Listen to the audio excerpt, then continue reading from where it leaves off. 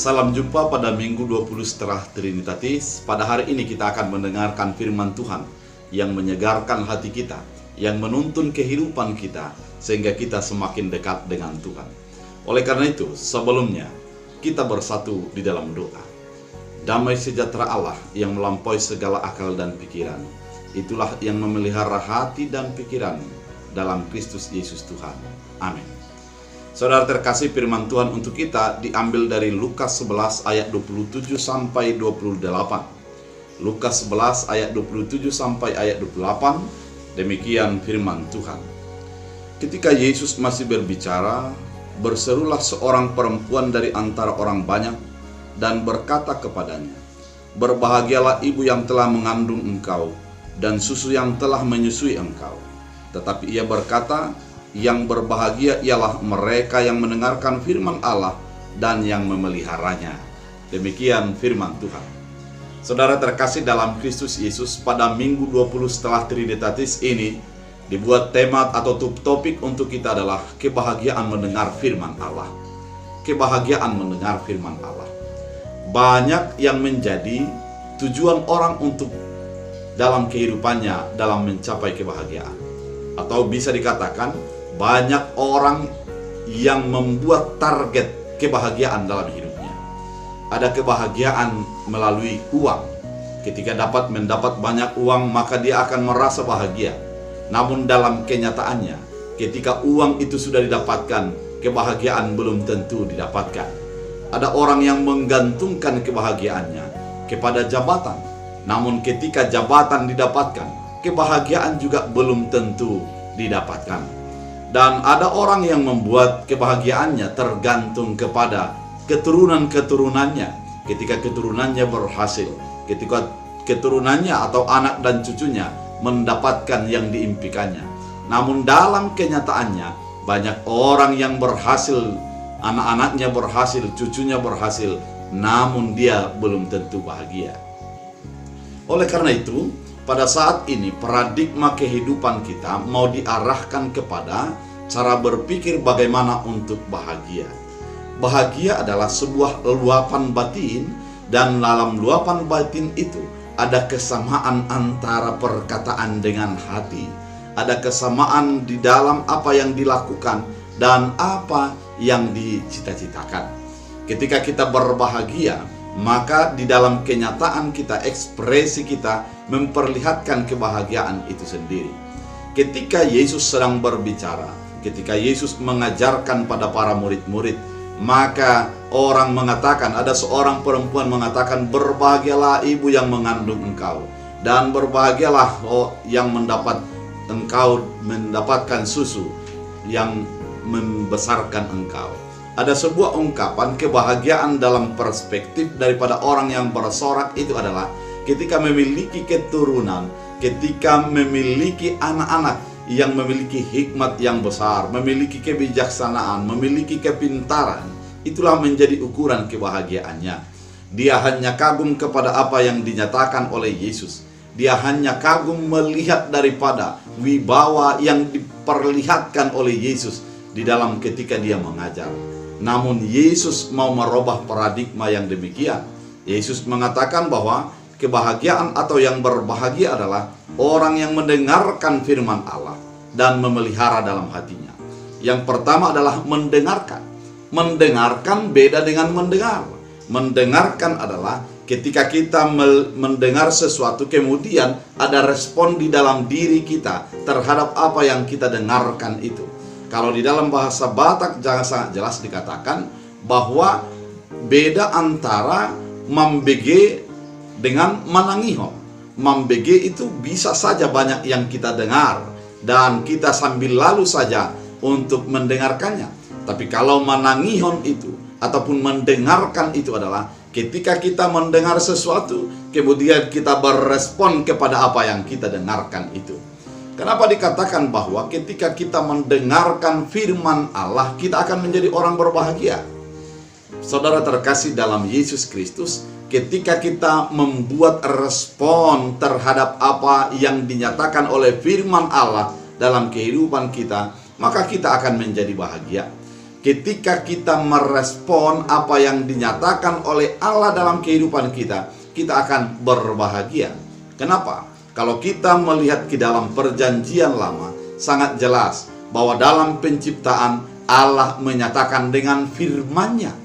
Allah mencipta dengan firman-Nya.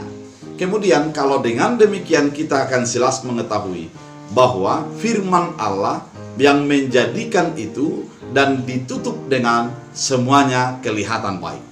Ternyata firman Allah menjadikan kebaikan bagi orang yang mendengarkannya. Ketika kita mendengarkan firman Allah dan menghidupinya, maka akan menjadi sebuah kebaikan bagi kita. Karena dengan firman Allah itu, maka jelaslah sebuah tindakan dalam kehidupan kita. Jelaslah konsep berpikir dalam kehidupan kita. Jelaslah sebuah tujuan hidup dalam kehidupan kita. Oleh karena itu, ketika kita mendengarkan firman, sudah pasti menjadi kebaikan bagi kehidupan kita. Yang berikutnya, kalau kita membaca di dalam Mazmur 119 ayat 105, firman-Mu itu pelita bagi kakiku dan terang bagi jalanku. Artinya, ketika kita menghidupi firman Allah, maka kita akan dituntun oleh firman itu terhadap apa yang akan kita lakukan. Ketika kita mendengarkan firman Allah, maka firman itu yang akan menuntun kita, menerangi mata hati dan iman kita untuk melakukan dan bertindak sesuai dengan keinginan Allah. Namun ketika kita menjadi jauh daripada firman itu, ketika ada sebuah masalah yang terjadi, pada saat itu kita akan sulit untuk memahami yang terjadi di hadapan kita tersebut. Oleh karena itu, firman ini mau mengatakan kepada kita, ketika kita berhidup di dalam firman, maka akan ada kebahagiaan bagi kita, karena kita akan diarahkan sesuai dengan keinginan dan tuntunan Tuhan dalam kehidupan kita. Ketika kita hidup di dalam firman Allah, maka firman itu yang akan mengarahkan kita, menuntun kita, dan membimbing kita sesuai dengan keinginan Allah. Sehingga keputusan-keputusan yang kita berbuat adalah keputusan berdasarkan keinginan Allah dalam kehidupan kita. Saudara terkasih dalam Kristus Yesus, kalau dikatakan firman menjadi pelita dan dikatakan firman menjadi terang, artinya ada kalanya kita sulit untuk memahami segala yang terjadi dalam kehidupan kita. Ada kalanya kita tidak mampu untuk mengerti hal-hal yang terjadi di dalam segala kehidupan kita. Namun ketika kita menghidupi firman Allah, menghidupi firman Allah dalam kehidupan kita, maka kita akan mampu melihat titik terang dari sebuah pergumulan yang berat. Kita akan mampu berjalan di dalam kegelapan hidup untuk mencapai titik terang Allah dalam kehidupan kita. Oleh karena itu, firman itu akan menjadi menghidupkan kita. Firman itu akan menuntun kita. Oleh karena itu, firman ini ketika kita hidup di dalam arahan dan tuntunan Tuhan, yang pasti kita akan berbahagia. Kemudian kalau kita membaca dalam Yohanes 1 ayat 1, maka jelas bahwa pada mulanya adalah firman, firman itu bersama-sama dengan Allah, dan firman itu adalah Allah.